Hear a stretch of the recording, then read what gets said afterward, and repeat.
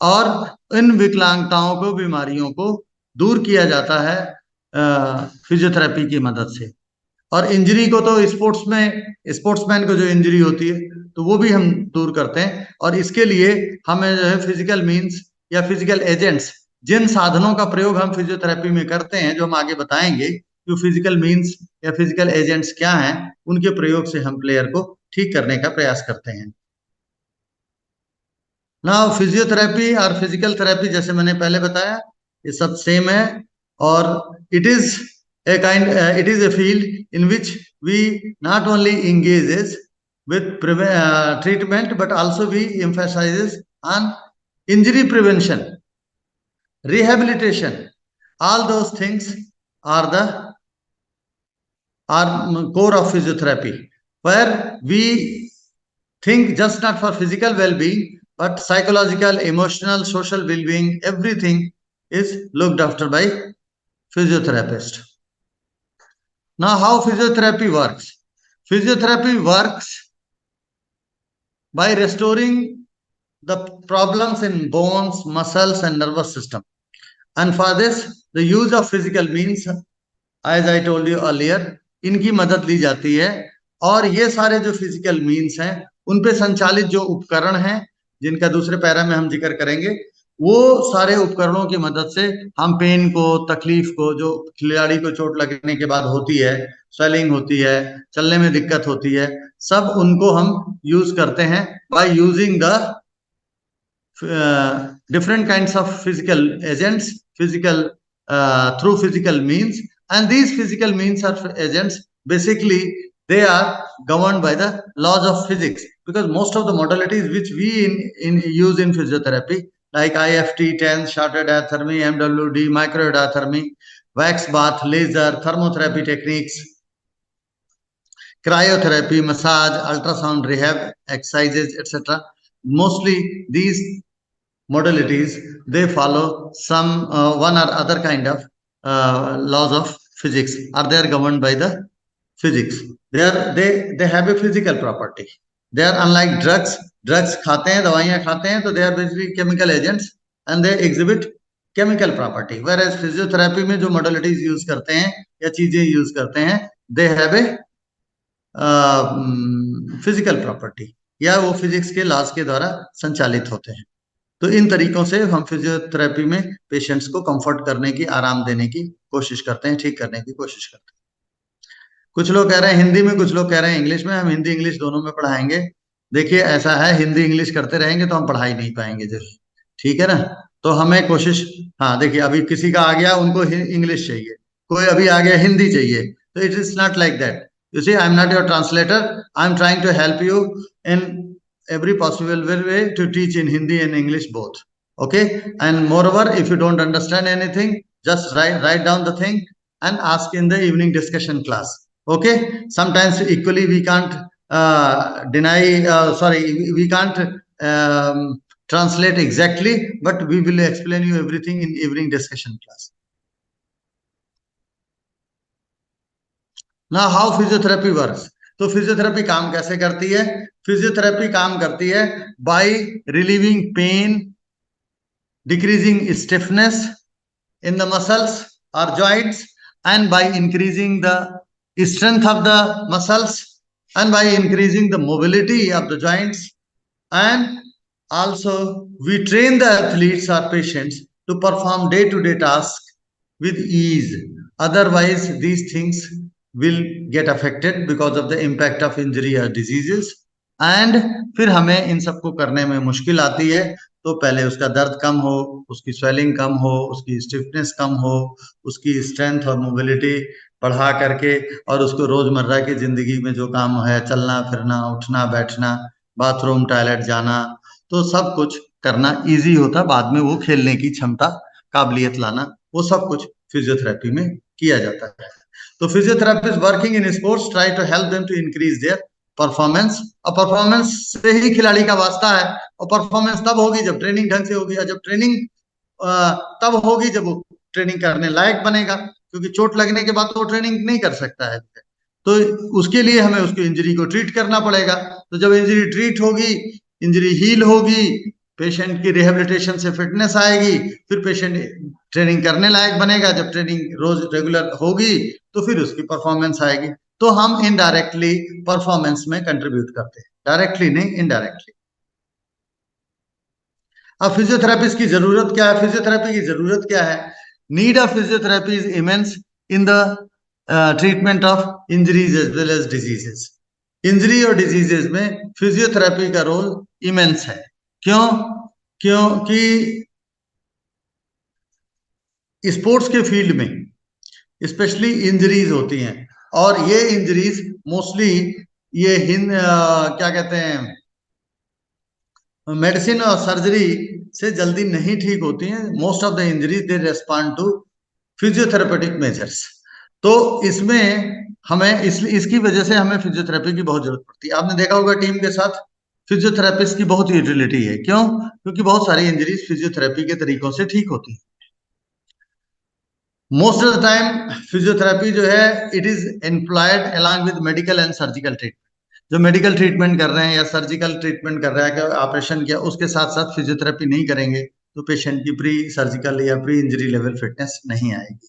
कई दफे दवाइयां भी साथ में देनी पड़ती हैं और फिजियोथेरेपी भी साथ में चलानी पड़ती है।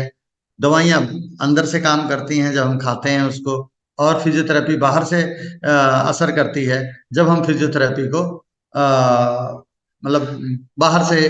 तो दोनों का कोई टकराव नहीं है। दवाई अंदर से खाने के बाद पूरी बॉडी में दवाई का असर होता है, और फिजियोथेरेपी में स्पेसिफिकली जहां नी का दर्द है, एंकल का दर्द है, कंधे का दर्द है, या कोई मसल का पेन है, हम उस जगह पे फिजियोथेरेपी मशीन या कोई भी एक्सरसाइज उस पर्टिकुलर पार्ट के लिए लोकलाइज ट्रीटमेंट के रूप में दे सकते हैं। दवाई तो खाते हैं, हजम होती है, फिर सारे शरीर में खून के जरिए फैलती है, तो जहां चाहिए वहां भी जाती है, जहां नहीं चाहिए वहां भी जाती है। तो दवा का काम करने का तरीका अलग है, इंटरनल है, जबकि फिजियोथेरेपी का काम करने का तरीका एक्सटर्नल है। In vast number of conditions, physiotherapy is the treatment of choice, as neither medicine nor surgery alone can afford any relief. यानी फिजियोथेरेपी देनी ही पड़ जाती है। Exercises are integral part of physiotherapy. Physiotherapy में क्या होता है कि एक्सरसाइजेज बहुत जरूरी हैं, क्योंकि exercises they are core of any rehabilitation program, injury rehabilitation program. तो अगर एक्सरसाइजेस करेंगे तो उससे क्या होगा कि फिटनेस आएगी। फिटनेस हमें कैसी चाहिए? जैसे चोट लगने के समय थी, तो प्री इंजरी लेवल के स्तर तक आने में थोड़ा टाइम लगेगा। अब चोट लग गई है तो it will take few weeks, sometimes few months also. तो इतना जल्दी आपकी मतलब फिटनेस नहीं हासिल होगी। तो फिटनेस हासिल करने के लिए आपको रिहैब की एक्सरसाइजेस और फिजियोथेरेपिस्ट से एक एक्सरसाइज का प्लान लेके चलना पड़ेगा जो है। By doing so, not only you regain back your fitness and but your performance also gets enhanced. Now physiotherapy के अभी हम प्रिंसिपल्स ऑफ फिजियोथेरेपी को बाद में बताएंगे। अभी हम फिजियोथेरेपी को आपको बता रहे हैं।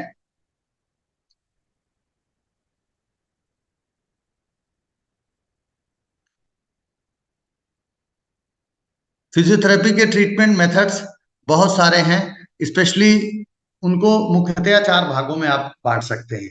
एक इलेक्ट्रोथेरेपी है, जिसमें बिजली से संचालित होने वाले सारे उन उपकरणों का प्रयोग किया जाता है, जो मशीनें आप कह लें फिजियोथेरेपी की मशीनें हैं, इलेक्ट्रोथेरेपी में आती हैं। हाइड्रोथेरेपी में जहां पानी को एक माध्यम से बना के चलने वाली मशीनें उपकरण आते हैं, यानी अन्य पानी है किसी न किसी रूप में। एक्सरसाइज थेरेपी में सिर्फ एक्सरसाइजेज हैं, और वो तरह तरह की एक्सरसाइजेज हैं जो हम पेशेंट के रिहेबिलिटेशन के पर्पज से हम उनको यूज करते हैं। और मैनुअल थेरेपी, जहां पे हम मैनुअल ट्रीटमेंट करते हैं या हाथों से ट्रीटमेंट करते हैं, तो इस तरह की सारी टेक्निक्स को हम मैनुअल थेरेपी के एक ब्रॉड एंड अम्ब्रेला के तहत हम कवर करते हैं।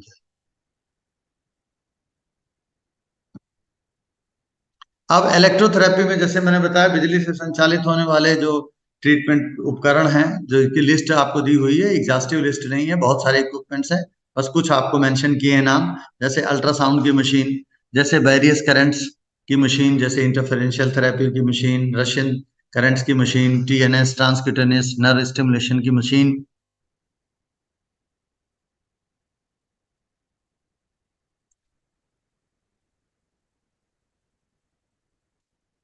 सो transcutaneous electric nerve stimulation, laser, infrared lamps, ultraviolet lamps. These machines are also equally used.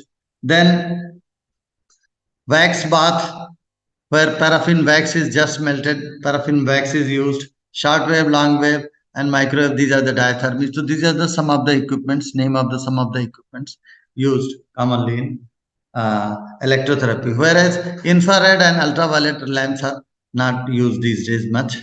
Hydrotherapy, cryotherapy, where cold therapy is known as cryotherapy. For example, ice cold water, chilled water. Thermotherapy, where hot water is used as a medium of treatment, like whirlpool bath, warm hydrocollector heating unit. Similarly, the contrast bath. Please don't ask question in this class. Somebody is chatting, stop chatting. Just listen what I am teaching and try to understand it. I am open to questions in the evening. That is a discussion class. Whatever questions you have, you can ask. But let me explain the thing.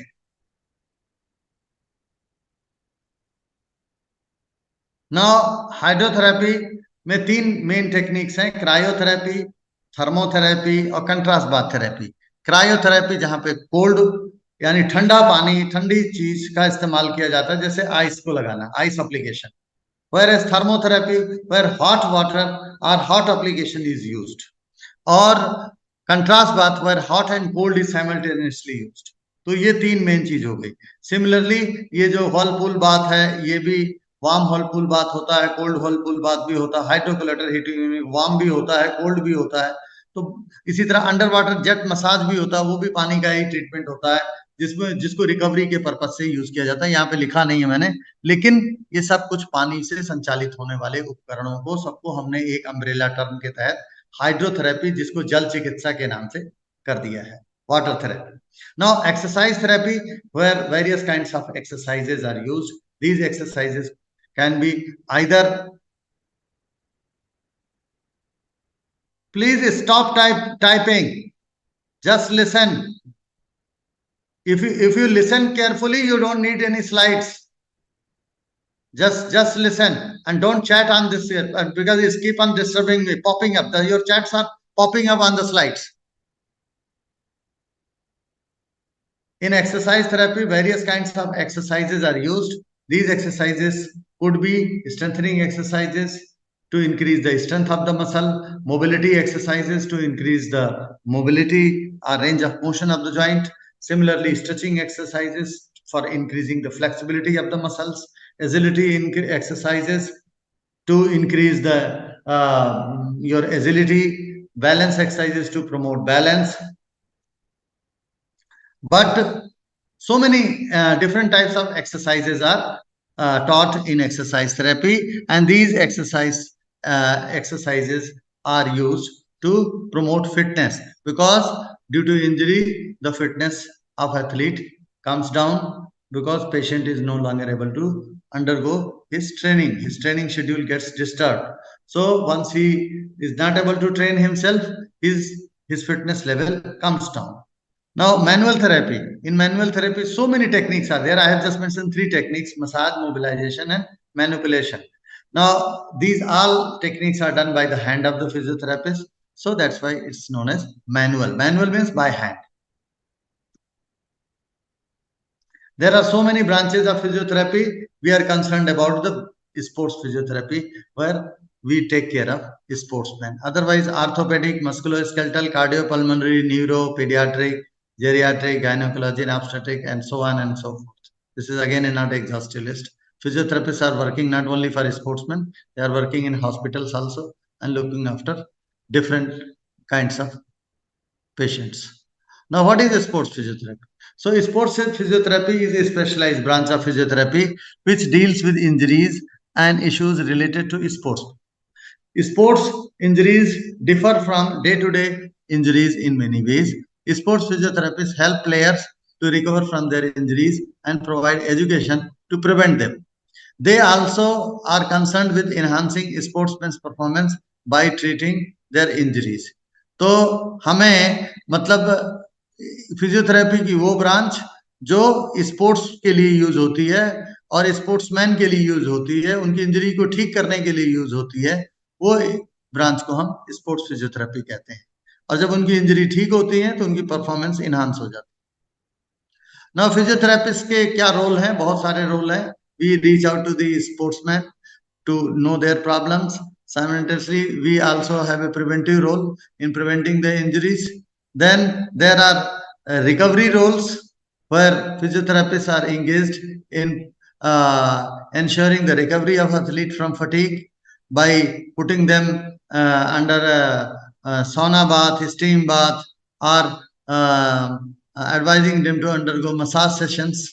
And rehabilitation, which is under a supervised rehab program to increase the fitness of the athlete so that the injury is gradually healed and patient regain back his pre-injury level fitness through exercises executed in rehabilitation. Now, besides that, physiotherapists have an educational role in teaching the athletes about their injuries, about their problems, and so they teach, they educate, they counsel, and besides that, physiotherapists, some of the physiotherapists are engaged in research. These are some of the examples of the machines. Starter diathermy is a heating device, ultrasound device where ultrasound is used, sound waves. So because जो sound होता है और sound waves होते हैं, तो ये ultrasound waves हैं जो हम सुन नहीं सकते, मतलब इतनी ज्यादा फ्रीक्वेंसी होती है 1 मेगाहर्ट्ज और 3 मेगाहर्ट्ज की फ्रीक्वेंसी को हम इसमें यूज करते हैं। फिर सिमिलरली लेजर थेरेपी, इसमें ये जो प्रोब होता है, प्रोब से लाइट निकलती है, उस लाइट के जरिए ट्रीटमेंट होता है, लेजर लाइट्स। फिर CPM machine, continuous passive motion की machine, TENS machine, transcutaneous electric nerve stimulation की मशीन, ये ट्रैक्शन की मशीन है। ये ईएमएस, साथ में इसमें ट्रैक्शन बेड भी होता है जहाँ सर्वाइकल और लंबर ट्रैक्शन दिया जा सकता है। और ये इलेक्ट्रिक मसल स्टिमुलेशन की मशीन। तो बहुत सारी जो ये थेरेपीज हैं जो इसमें दिखाई गई हैं, इनका हम इस्तेमाल करके पेशेंट को ठीक करने का प्रयास करते हैं। नाउ ये टेंस की मशीन है, करंट की मशीन है, ट्रांसक्यूटेनियस इलेक्ट्रिक नर्व स्टिमुलेशन, जैसे मैंने पहले बताया। ये आईएफटी इंटरफेरेंशियल थेरेपी की मशीन है। ये अल्ट्रासाउंड की मशीन है। वो मॉडल डिफरेंट था, ये मॉडल थोड़ा डिफरेंट है। Model make to make, company to company थोड़ा इनका लुक बदल जाता है। ये प्रोब होता है, प्रोब के जरिए जेली लगा करके अल्ट्रासाउंड उस जगह पे लगाते हैं जहाँ पेन है। फिर ये वैक्स बाथ की मशीन है, इसमें पैराफिन वैक्स होती है, जस्ट मेल्टेड वैक्स को यूज करते हैं। ये सब मैं इलेक्ट्रोथेरेपी के आपको दिखा रहा हूँ। ये लॉन्ग वेव डायथर्मी है, ये अल्ट्रासाउंड की तरह इसमें प्रोब होता है और इसको भी जेली लगा के करते हैं जो है। ये दूसरा इलेक्ट्रोड होता है, ये पेशेंट की बॉडी में कहीं भी उसको हाथ से पकड़ा देते हैं। ये लेजर थेरेपी की मशीन है, जहां पे ये देख रहे हैं लेजर की लाइट निकलती है जो है। ये अब हाइड्रोथेरेपी के कुछ इक्विपमेंट्स हैं, जहां आइस क्यूब मशीन है। ये मशीन आइस क्यूब बनाती है। इस आइस क्यूब को निकालते हैं, पॉलिथीन में लेते हैं या आइस बैग में लेते हैं, या फिर वहां लगाते हैं 20 मिनट के लिए। आइस फ्लेकर मशीन है, ये आइस को चूरा कर देती है, तो ये भी ऐसे पॉलिथीन में लेके लगाते हैं। Ice Flecker ice cube machine में फर्क ये है कि जो चूरे वाली आइस है थोड़ा जल्दी ठंडक देनी शुरू कर देती है, क्योंकि ये चूरा हो जाता है, क्रश्ड आइस है, और वो थोड़ी सी 2 मिनट टाइम लेती है। क्रायो कंप्रेशन की मशीन में आइस क्यूब्स लगाते हैं, और यहाँ ये जो पैड और ये जैसे नी में लगा रहे हैं, तो इसको रैप कर देते हैं, साथ में इसमें ठंडक भी आती है मशीन के जरिए, और साथ में कंप्रेशन भी आता है, क्योंकि प्रेशर भी इसमें, दबाव भी पड़ता है, तो स्वेलिंग भी कम होती है दबाव पड़ने से, क्रायो कंप्रेशन, और साथ में ठंडक भी आती है। तो ये मशीन है क्रायो कंप्रेशन की मशीन। ये कंट्रास्ट बाथ की मशीन है, जहां पे एक में ठंडा पानी है, एक में गर्म पानी। तो ठंडा पानी में 1 मिनट के लिए हाथ को, पैर को डिप करेंगे, और गर्म पानी में 3 मिनट के लिए डिप करेंगे, और इस तरह से 5 बार करेंगे। 20 मिनट का ट्रीटमेंट है, यानी 1 minute cold, 3 minute hot, total 5 times. This is a hydroculator heating unit. This can be warm and cold also. So it becomes quite hot. The temperature of water become quite hot, under 60 degree Fahrenheit approximate. So you cannot hold it the way it has been shown. You have to hold it with a forceps and then wrap it in several levels of toweling, and then you can apply over the area to be treated. Now this is whirlpool bath. This again I told you, this can be hydroculator as well. Whirlpool can be warm or cold also. The water is heated with the help of heating rod there, and this is a blower. This blower blows the air inside the water, so water gets repelled. Water में repel create होते हैं, water becomes turbulent. So patient is advised to sit near the tub and immerse his hand and feet, sitting over a high rising stool or chair, or his hand by sitting in a lower stool. He can immerse his hand in it. So there is a twin benefit of heating as well as the micro massaging effect caused by the turbulent water. Now this is an underwater adjustment massage used for the recovery of the athlete. You can see the patient is sitting in this tub, and physiotherapist applying the jet speed of the water, through the nozzle. The pressure is more. The way you have seen the car is washed with the jet stream. So similarly, this jet stream water is thrown on the body of the patient, directly on the bare body of the patient, and this causes tingling, गुदगुदी होती है, और फिर इसके बाद इससे पूरी body पे इसको घुमाते हैं तो patient feel relaxation. This technique is known as jet massage because it is to be given under the water, not over the water. It will hit very badly. So take care, it is to be given inside the water. The nozzle should be always immersed in the water. These are some of the examples of the exercise devices. Heel stretcher for ankle and heel exercise, ankle exerciser, quadriceps exercise table for exercising knee muscles, quadriceps and hamstring. This is the shoulder wheel apparatus for exercising shoulder. This is trampoline for training the balance. This is medicine ball for doing some strength work. This is resistance band, again different colors for doing strength training. Yellow is the lightest and black is the heaviest. So different shades of therabands, they are used to apply the resistance. Now some of the examples of manual therapy technique like massage. Massage could be localized or full body massage. A masseur or massage therapist is giving the massage. Now joint mobilization, where you are giving the massage, where you are giving the mobilization and increasing the range of motion of the athlete. Now this is joint manipulation technique, where physiotherapist is forcefully opening up a stiff joint or correcting some problem by applying the manipulation.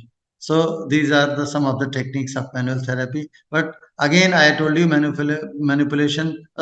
this manual therapy techniques are so many. So it is just some of the commonly used techniques I have mentioned. Now, what happened after an injury? Now we are coming on to the principles of physiotherapy. So before coming on to the principles of physiotherapy, भौतिक चिकित्सा के सिद्धांत हम पढ़ाने. अभी तो हमने आपको ब्रीफ फिजियोथेरेपी क्या है, फिजियोथेरेपी का इंट्रोडक्शन दे दिया. Now coming on to the principles of physiotherapy. Before that, I would like to tell you कि चोट लगने का क्या इम्पैक्ट होता है. चोट लगने से पेन होता है, स्वेलिंग होती है, टेंडरनेस होती है, यानी वहां दबाने पे दर्द होता है. There is a difficulty in using that injured part. काम लेने में दिक्कत होती है, चलने फिरने में दिक्कत होती है, तो बहुत सारी दिक्कतें होती हैं, जिसकी वजह से प्लेयर आता है, वो फिजियोथेरेपिस्ट के पास आता है, डॉक्टर के पास आता है, डॉक्टर साहब मेरे को ये दिक्कत हो गई है. नाउ पेन जो होता है that leads to limited use of injured area, उससे हम यूज नहीं कर पाते. नाउ दिस लिमिटेड यूज जो है उसका साइड इफेक्ट ये होता है कि वो जगह वीक होने लगती है. हम लोग खुद कहते हैं कि थोड़ा सा आप लिमिटेड यूज ही रखो या उसको थोड़ा रेस्ट दो जिससे कि वो ठीक जल्दी हो जाए, लेकिन लॉन्ग रन में ज्यादा लिमिटेड यूज या रेस्ट जो है वो खराब करता है, कमजोरी ज्यादा आती है. तो जैसे ही पेन को कम होता है तो हम साथ ही साथ उसको एक्सरसाइज और रिहैब पे डाल देते हैं जिसकी उसकी फिटनेस बनी रहे. Now, so what are the aims, objectives, or principles of physiotherapy in general? तो ये देखिए, ये मेन टॉपिक ये है, लेकिन उससे पहले मैंने थोड़ा सा आपको बैकग्राउंड में सारी फिजियोथेरेपी क्या है, फिजियोथेरेपिस्ट करता क्या है, ये सब कुछ समझाने की कोशिश की है।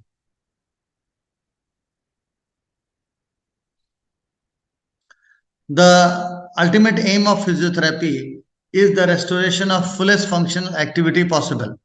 जो इंजरी के बाद जो उसकी फंक्शंस हैं या उस जगह इंजर्ड पार्ट के फंक्शंस अफेक्टेड हो गए हैं, तो उनको रेस्टोर करने का हम प्रयास करते हैं। और उसके लिए हम कुछ कॉमन प्रिंसिपल्स हैं जिनको मैं एलोबरेट करने जा रहा हूं। वो प्रिंसिपल्स के माध्यम से हम वो करते हैं, मतलब पेशेंट की क्षमता को, प्री इंजरी लेवल वाली क्षमता को हासिल करने का प्रयास करते हैं। तो होता यह है कि जब कभी चोट लगती है, जब जब कभी चोट लगती है, जिसको नहीं समझ आ रहा है शाम को इसको पढ़िएगा, इस और शाम को एक बार फिर से पढ़ा दूंगा, ठीक है। आप ध्यान समझने की तरफ रखिए, आप ध्यान चैटिंग की तरफ मत रखिए। अगर चैटिंग करते रहेंगे तो चैटिंग ही करते रह जाएंगे। So try to be sincere in your class. Okay. Now circulation and tissue fluid interchange must be maintained or increased whenever injury takes place because of the lack of use or underuse of that part due to presence of pain. The circulation in that area diminishes. वहाँ circulation कम हो जाता है। Circulation में जब हम बात करते हैं तो सभी तरह का सर्कुलेशन, चाहे आर्टेरियल सर्कुलेशन हो, वेनस सर्कुलेशन हो, लिम्फेटिक सर्कुलेशन हो, चाहे कोई भी सर्कुलेशन हो, वो सर्कुलेशन अफेक्ट हो जाता है, प्रभावित हो जाता है। तो उससे क्या होता है कि अब जब सर्कुलेशन अफेक्ट हो गया तो एक दिक्कत ये आती है कि टिश्यूज हील नहीं करते। जो इंजर्ड टिश्यू है उनको हीलिंग का मटेरियल भी ब्लड फ्लो के जरिए ही मिलता है, सर्कुलेशन के जरिए मिलता है ना। सर्कुलेशन बढ़ाने का हम प्रयास करते हैं, तो वो बढ़ाने के लिए कैसे करते हैं? जो हम मशीनें लगाएंगे, चाहे वो करंट की लगाएं, चाहे हीट की लगाएं, चाहे कोई भी लगाएं, उनसे भी सर्कुलेशन इंप्रूव होता है। और साथ में जो एक्सरसाइज करवाते हैं रिहेबिलिटेशन में, उनसे भी सर्कुलेशन इंक्रीज होता है। तो जब सर्कुलेशन इंक्रीज होगा तो ऑटोमेटिक हीलिंग फास्ट हो जाएगी जो है, क्योंकि सर्कुलेशन की कमी की वजह से बहुत जगह ये देखा गया है कि टिश्यूज हील नहीं करते हैं।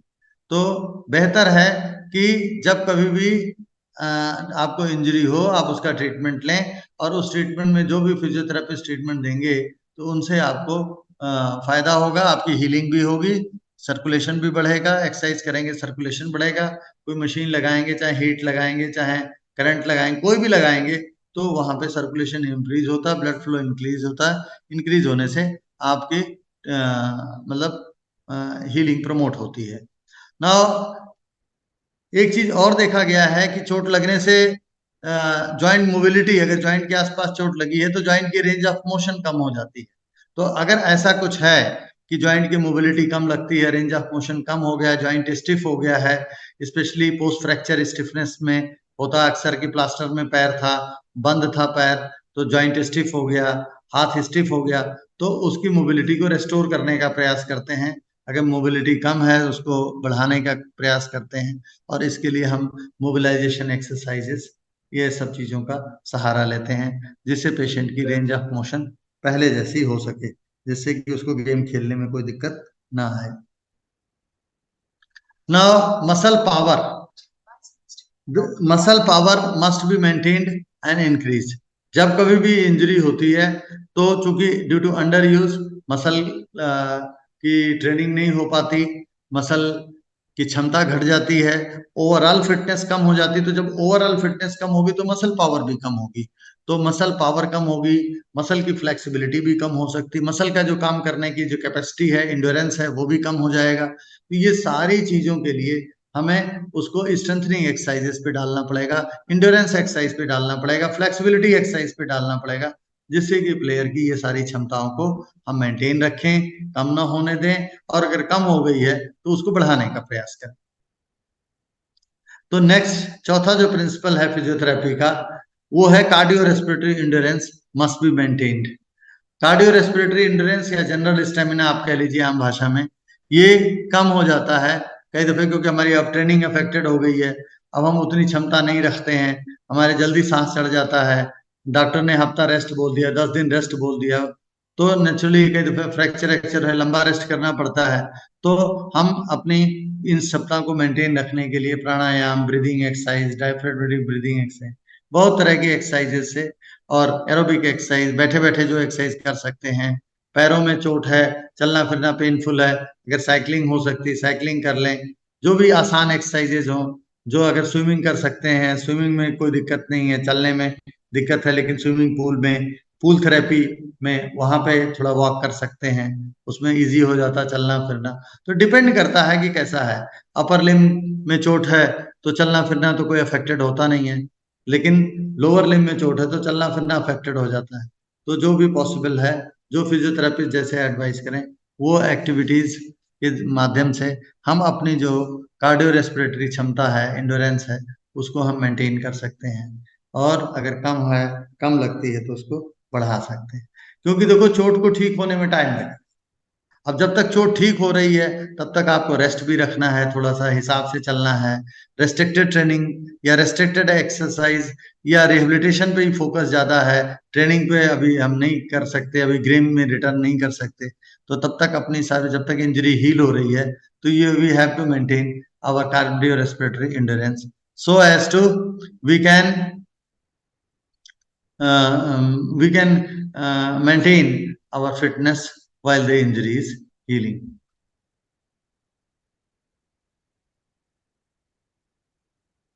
Now, specific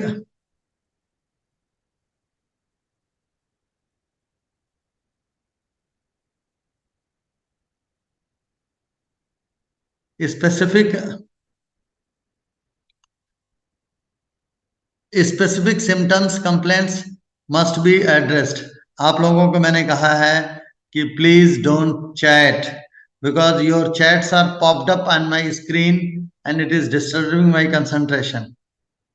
अगर आपको कुछ नहीं समझ आया तो आप शाम को पूछ लीजिए, शाम को भी हम आ रहे हैं आपके पास, और हम आपके एक एक सवालों का जवाब लेंगे। लेकिन अगर आप ऐसे मैसेज करते रहेंगे तो उससे कुछ नहीं होगा। आपको इंटरेस्ट है पढ़िए, नहीं इंटरेस्ट है बंद करके घर चले जाइए, लैपटॉप बंद कर दीजिए अपना। ठीक है, ये आपके लिए पढ़ाई हो रही है, हमें नहीं पढ़ना है। पढ़ना आपने आपने कोर्स में दाखिला लिया है, आप पढ़िए उसको। और थोड़ा मेरे को डिस्टर्ब करने की कोशिश मत करिए। शाम को जो डिस्कशन क्लास होती है उसमें आपके डाउट्स कुछ भी हों आप लिख लीजिए, हम आपको दोबारा पढ़ा देंगे। ठीक है, हिंदी वालों को हिंदी में पढ़ा देंगे, अंग्रेजी में सवाल पूछेंगे अंग्रेजी में समझा देंगे।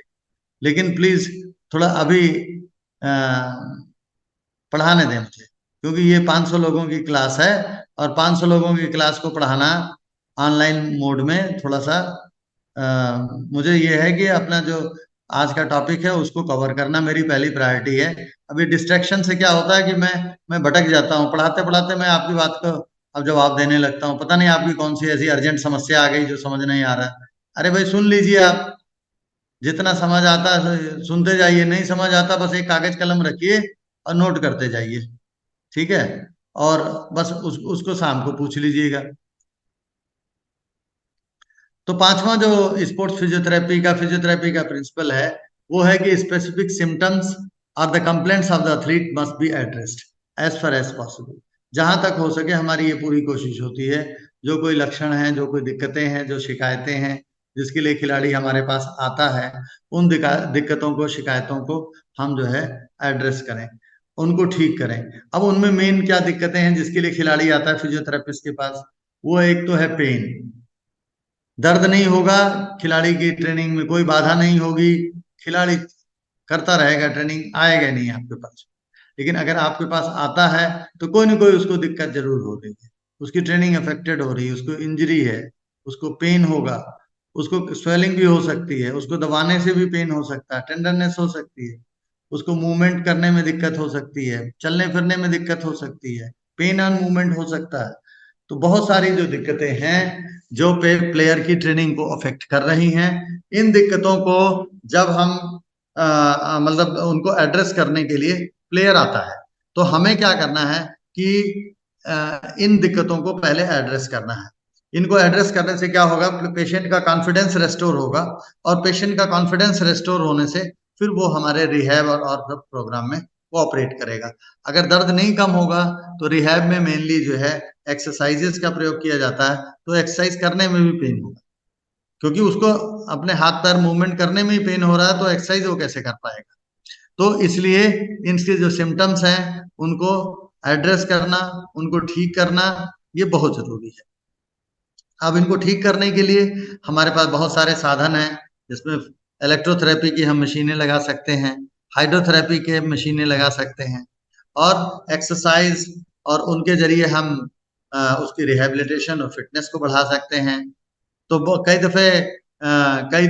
ऐसे दर्द तकलीफ हैं जो जॉइंट मोबिलाइजेशन और मैनिपुलेशन से ठीक हो सकते हैं। मसाज से भी अगर बॉडी टाइटनेस है और मसल सोरनेस है, ज्यादा फटीग ओवर ट्रेनिंग की वजह से, तो वो सब एड्रेस हो जाते हैं। तो ये देखना पड़ता है कि प्रॉब्लम क्या है, प्रॉब्लम की वजह में जाना पड़ता है कि उसकी वजह किस वजह से ये प्रॉब्लम है और कैसे इसको हम ठीक कर सकते हैं। Now, complications must be prevented. At any point of time, we should not allow the condition to deteriorate. अब चोट लगती है, क्या होता है, खिलाड़ी उसको खेले जाता है, उसी चोट के साथ खेल रहा है, कोच भी नहीं टोकता है, कह रहे नहीं भाई मत खेलो, तुम्हें चोट है तो तुम पहले उसको ठीक हो जाओ फिर। कई दफे कोच भी बड़ा कैजुअल होता है कि अरे इतनी चोटें लगा करती हैं, ये तो खिलाड़ी हैं, तो खिलाड़ियों को कुछ होता रहता है, कुछ ऐसे कह देते हैं। फिर खिलाड़ी भी कहते हैं कि नहीं नहीं, हम सर अगर ट्रेनिंग नहीं करेंगे तो कोच साहब गुस्सा करेंगे, या हम पिछड़ जाएंगे दूसरों से, उनकी बड़ी सारी इनसिक्योरिटीज होती हैं। अरे भाई, तो आपकी बात सब समझते हैं, लेकिन अब दिक्कत है, अब चोट तो लग गई है ना, चोट तो हकीकत है, चोट एक रियलिटी है। अब अगर इसके साथ चोट के बावजूद आप खेलेंगे तो क्या होगा, चोट के बावजूद खेलने से वो चोट आपकी माइल्ड चोट है तो थोड़ी मॉडरेट हो जाएगी, सीवियर हो जाएगी,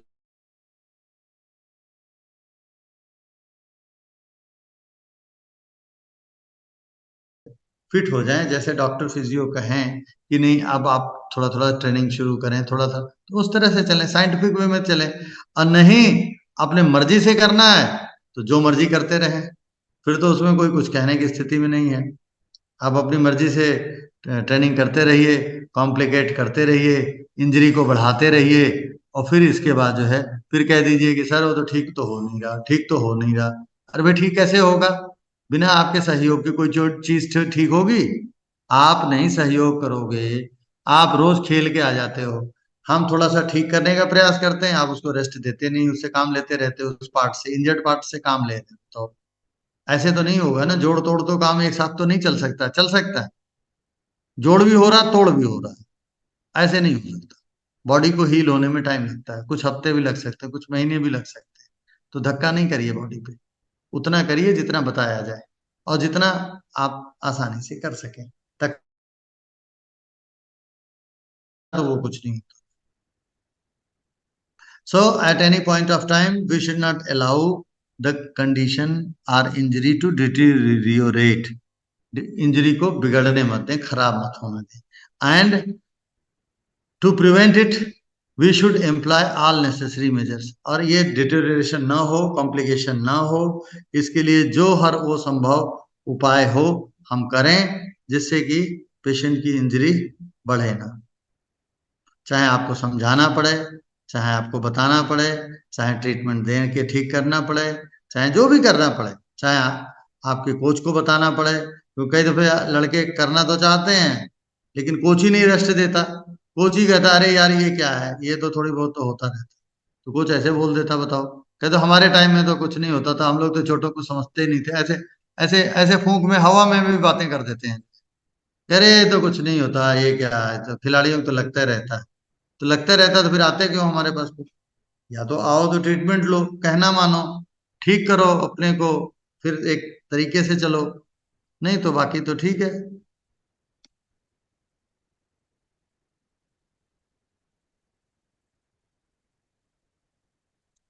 तो नेक्स्ट पॉइंट है कि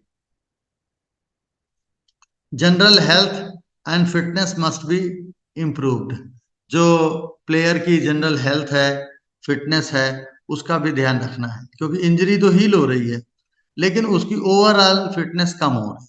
क्यों? क्योंकि वो ट्रेनिंग नहीं कर पा रहा है, उसकी रूटीन डिस्टर्ब हो गई है। जो डेली 2-3 घंटा सुबह 2-3 घंटा शाम वाली उसकी रूटीन डिस्टर्ब हो, तो उसकी फिटनेस पे असर पड़ेगा। तो हमें क्या करना है कि जब उसकी इंजरी हील हो रही है तो we should pay attention to overall health and fitness of the athlete.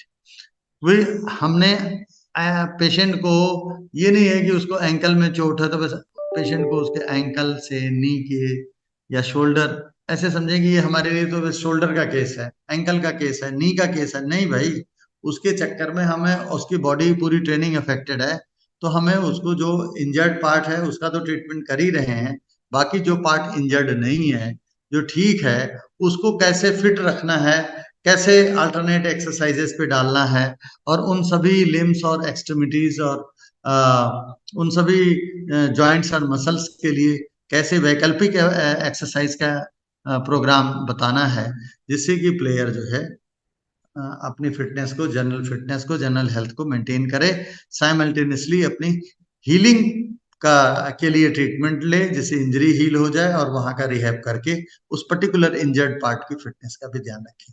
यानी जो पार्ट अफेक्टेड है उसका तो ट्रीटमेंट लेना ही है, जो अफेक्टेड नहीं है उसको फिट रखने के लिए भी समझने की कोशिश करिए। जो अफेक्टेड नहीं है उसको इग्नोर नहीं करना है, उसका भी एक्सरसाइज या वैकल्पिक ट्रीटमेंट लेकर के हमने पेशेंट को ठीक करना है। तो ये कंसेप्ट है, मतलब जो है बहुत लोग ये सोचते हैं कि बस नी का है, बस नी का। बहुत फिजियोथेरापिस्ट भी ऐसे गलतियां करते हैं, वो सोचते हैं अरे यार ये तो बस नी का है, बस नी की एक्सरसाइज बता दो बाकी ठीक। हमें ओवरऑल होलिस्टिकली देखना है पेशेंट को कि वो जो उसके अनअफेक्टेड जॉइंट्स हैं, मसल्स हैं, वो और वीक ना हो जाए, तो उनके लिए हमें कोई ना कोई प्रोग्राम देना है, जो रिमेनिंग जॉइंट्स एंड मसल्स हैं। जैसे मान लीजिए एंकल में इंजरी है, तो अब प्लेयर चल नहीं सकता है, चलने में पेन है, लेकिन उसको साइकिलिंग करने में पेन नहीं, तो साइकिलिंग पे डाल सकते हैं। स्विमिंग में अगर उसको करने में कोई दिक्कत नहीं होगी, स्विमिंग में डाल सकते हैं, तो जनरल फिटनेस उसकी मेंटेन रहेगी। साथ में अपर बॉडी के लिए बैठ के जो जिम में एक्सरसाइजेज हैं वो सब करने में दिक्कत नहीं होगी, तो अपर बॉडी वर्कआउट्स कर सकता है। ट्रंक के मूवमेंट्स करने में कोई दिक्कत नहीं, ट्रंक के मूवमेंट कर सकता है। तो जो एक्सरसाइजेज आसानी से हो सकती हैं वो कर ले, जो नहीं हो सकती हैं उसको छोड़ दे, और हिसाब से चले कि मतलब ये कंसेप्ट ये है। Now, teaching, next point is teaching the use and care of aids and appliances. Now, in initial stages of injury, when injury is quite painful and severe, what happens? Patient find it difficult to walk. अब उसके लिए उसको stick लेने की जरूरत पड़ती है, walking stick. उसके लिए उसको elbow crutches, elbow stick, elbow crutches कहते हैं उसको, एल्बो क्रचेस की जरूरत पड़ सकती है। उसको एक्सिलरी क्रचेस, जो कंधे से लेते हैं क्रचेस, बैसाखियां, उनकी जरूरत पड़ सकती है। उसको वॉकर की जरूरत पड़ सकती है, वॉकिंग फ्रेम जिसको कहते हैं। तो ये सारे चीजों के साथ कैसे चलना है, कैसे इन अप्लायंसेस को यूज करना है, ये सब असिस्टिव डिवाइसेस हैं, हेल्प करने के लिए पेशेंट को बनी हुई हैं कि भाई अब आप देखो, आपको दिक्कत है लंगड़ा लंगड़ा के चलने के बजाय, आप कम से कम स्टिक ले लो भाई। नहीं स्टिक है आपके पास, हॉकी कहीं से मिल जाए, कोई डंडा मिल जाए, कुछ तो मिल जाए आपके पास। अगर आपका बैलेंस उसमें भी नहीं बनता है तो वॉकर के साथ। तो ये सब फिजियोथेरेपिस्ट ही एडवाइस करता है, आपके हैंडीकैप को देख करके, आपकी डिसेबिलिटी को देख करके, कि आपको स्टिक ठीक रहेगी या वॉकर ठीक रहेगा, और उसके हिसाब से कैसे आपको उसको इस्तेमाल करना सिखाना है, कैसे उसके साथ एक नई चाल में चलना है। क्योंकि अब चाल पहले जैसी तो हो नहीं सकती, अब चाल तो बदली हुई है, क्योंकि अब आप सहारे से चल रहे हैं। तो सहारे से कैसे यूज करना है, इन चीजों को कैसे चलना है, तो ये सब भी टीच करना, एजुकेट करना, ये सब भी फिजियोथेरेपी फिजियोथेरेपी का प्रिंसिपल है। और ये सब हम बताते हैं प्लेयर को। फिजियोथेरेपी देने वाला फिजियोथेरेपिस्ट होता है, भौतिक चिकित्सक। बहुत जगह इसको भी फिजिकल थेरेपिस्ट कहते हैं, जैसे फिजिकल थेरेपी कहते हैं, फिजिकल थेरेपिस्ट कहते हैं। Physiotherapy, physiotherapist. हमारी कंट्री में फिजियोथेरेपी टर्म ज्यादा यूज होता है, ब्रिटेन में, हमारी कंट्री में और उधर यूएसए और यूके साइड में, सॉरी कनाडा साइड में फिजिकल थेरेपी शब्द ज्यादा यूज होता है। नाउ नाइन्थ जो प्रिंसिपल है वो है to ensure recovery of athlete from fatigue.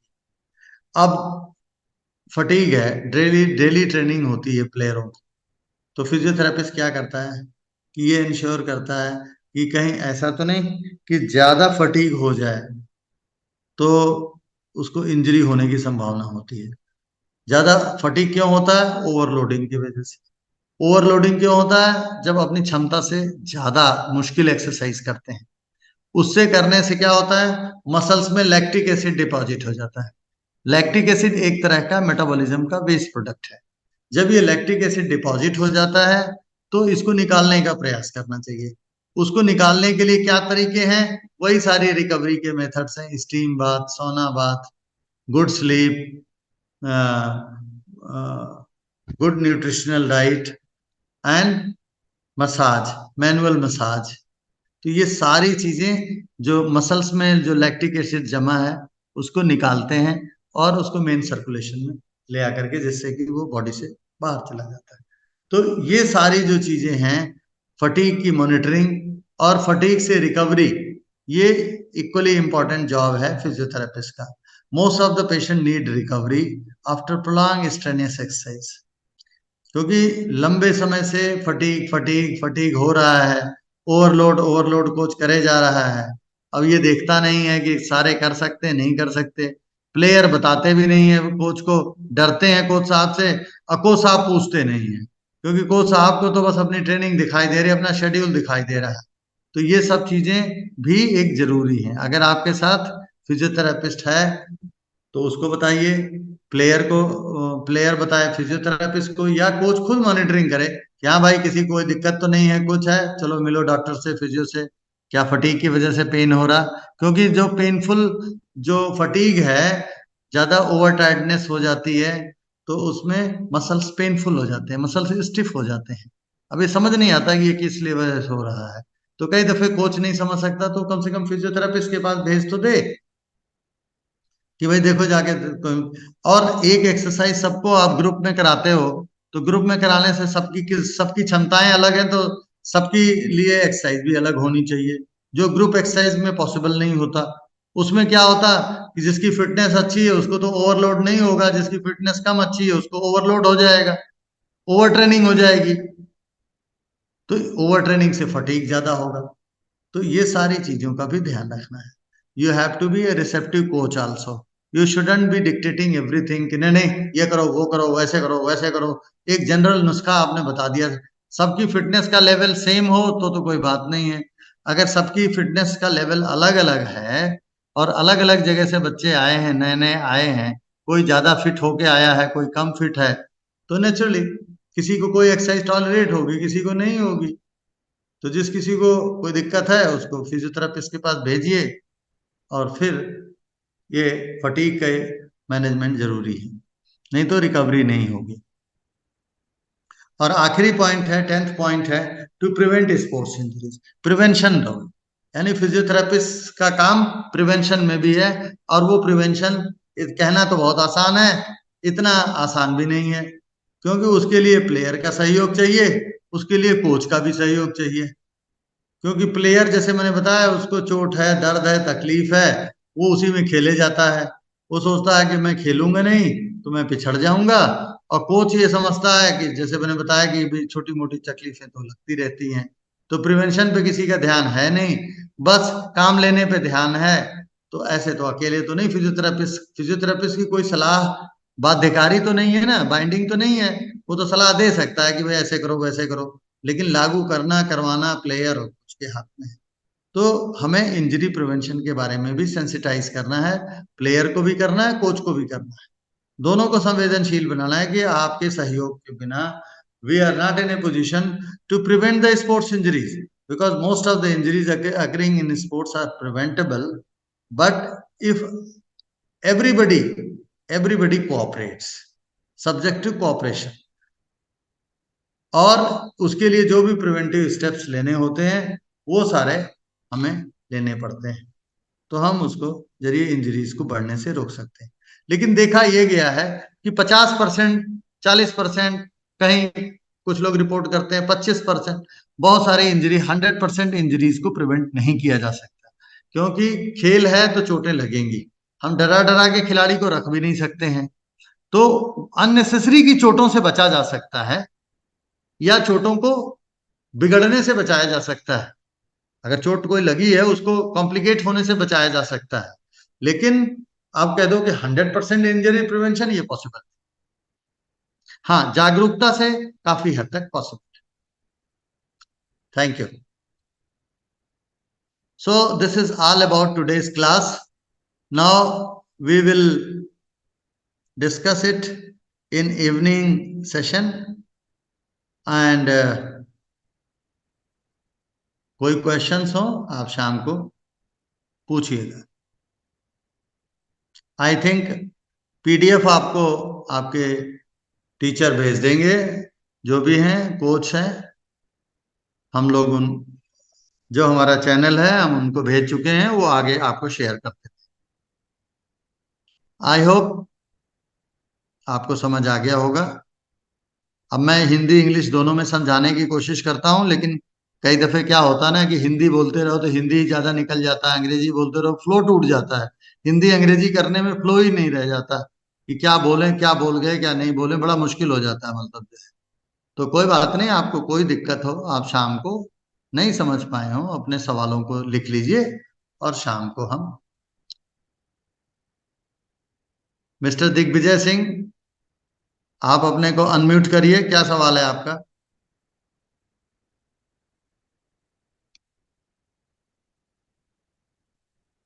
आपने हाथ उठाया था Mister Digvijay Singh?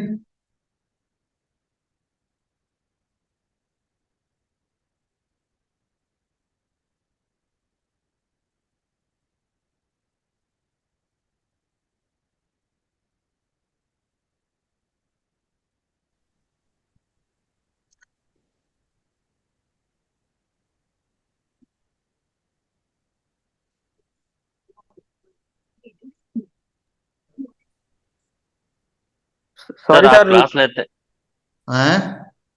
Sorry for sorry interaction sir. Sir. Sir actually क्या आपकी जो डिस्प्ले शो होता है क्लास लेते टाइम, तो सर वो जो टेक्स्ट आता है ना, तो टेक्स्ट के बीच में शो होता है, तो सर जो आपकी जो स्क्रीन आती है ना, वो प्रॉपर वे में नहीं हो पाती है। मैं तो प्रॉपर वे में ही स्क्रीन लेता हूँ, मतलब बीच में ही है, और जैसे सर कंप्यूटर टेक्स्ट की स्क्रीन। टेक्स्ट के बीच में आता है सर, आपका जो पेज है ना वो टेक्स्ट के बीच में आता है, तो सर अगर हम जो मटेरियल स्टडी करते हैं ना, रीड करते हैं, तो वो रीड आउट करने में प्रॉब्लम होता है थोड़ा, तो सर अच्छा, थोड़ा इसके रिगार्डिंग। मेरी मेरी पिक्चर टेक्स्ट के बीच में आती है? Yes sir, yes sir. हाँ, वो मैंने भी देखा था, मैं उसको बाहर निकालूंगा है। ओके नहीं सर, सर, थैंक अच्छा यू, लगता है, यही मेरे इसमें का सर ऐसा था। कोई इश्यू नहीं है सर। चलिए ठीक है, 11:30 बज गए, अब क्लास सर को एक आप लोग 1 मिनट, छोड़िए, 1 मिनट। शाम को मिलेंगे हैं। Sir 1 minute. हाँ, सर मैं ये बोलना चाहता हूँ, जो आपकी क्लास आज है ना सर, वो ऑलरेडी ग्रुप 3 में हो चुकी है। तो और भैया आज फिर मैं उसको कुछ नहीं कह सकता, दोबारा से पढ़ लीजिए। तो पहले दिन ही कुछ नहीं सर, कंफ्यूजन था, पहले वो दिन ही कुछ कंफ्यूजन था, वो आपको हाँ, बताया गया था। ठीक है, बट सर ये शेड्यूल के अकॉर्डिंग क्लासेज नहीं है सर। तो मैं उसमें कुछ नहीं कर सकता, मेरे को तो जो ग्रुप यस कहा सर। गया मैंने उस दिन ले लिया, और उसके बाद आज जो ग्रुप कहा गया, क्योंकि रिवाइज शेड्यूल भेजा गया, आज भी मैंने ग्रुप ले लिया। तो सर हम ठीक है, क्या तो करें, मैं हमारे पास मैं तो पीडीएफ। टीचर हूँ, मैं टीचर हूँ, मैं टाइम टेबल बनाने वाला नहीं हूँ। नहीं जो सर, मुझे टाइम काम है टेबल के पढ़ाना। सुन आपको सर नहीं समझ आया, मैं अभी शाम को पढ़ा दूंगा, नहीं फिर नहीं किसी सर, दिन उसको आपकी पढ़ा लेसन दूंगा। सब समझ आ रही है, बट उसमें ये है कि जो ग्रुप में जो पीडीएफ आती है वो अलग आती है, और आप जो लेसन चलते हैं वो अलग चलते हैं, तो उसमें हमारे कंफ्यूजन रहती है सर। नहीं नहीं हमारे नहीं, समझने में दिक्कत ग्रुप नहीं है। ग्रुप में पीडीएफ वही है जो मैं आपको पढ़ा रहा हूँ, वही सेम पीडीएफ सर है। वही है, बट यहाँ लेसन क्लासेज अलग चलती है और ग्रुप में अलग पीडीएफ अरे आती है सर। एक बार हो गया होगा यार, ऐसे शांत कर तो दो ऐसे भाई। थोड़े रोज रोज ग्रुप में आए सब क्लास ही सर, बंद हो हो रहा गई है फिर तो सर। कोर्स बंद करना पड़ेगा जो। कुछ आता ऐसे वाता नहीं है होगा। नहीं, बोलने लगते हैं। चलिए ठीक है, तो आप भाई आपको ज्यादा आप आता है शाम क्या? को मिलिए, हैं, मैं मीटिंग एंड कर रहा हूँ। ओके, 1 मिनट ऊपर हो गया, थैंक यू दूसरे सर। की सर क्लास में। Thank you. म्यूट करना, सब लोग क्या जाएगा। Okay bye.